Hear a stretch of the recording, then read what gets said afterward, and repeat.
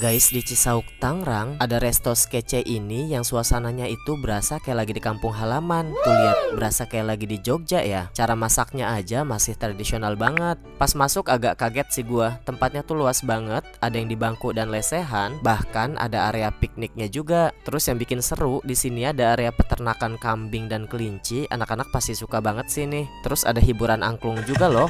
Sistemnya tuh prasmanan, pilihan makanannya banyak, enak-enak dan harganya juga sangat terjangkau ya menurut gue. Nggak heran kalau di sini tuh rame terus. Gue pesen berbagai macam pilihan lauk, tapi yang paling favorit gue yaitu ini nih, mangut-mangutan mereka, telur crispy segede gaban, sama sayur jangan lomboknya ini. Oh iya, di sini juga ada musola ya guys. By the way, kalian harus cobain mangut lele sama telur crispy-nya sih ini. Ini enak banget loh. Botok dan garang asemnya juga mantep sih. Overall semua makanan di sini tuh nggak ada yang fail sih menurut gua.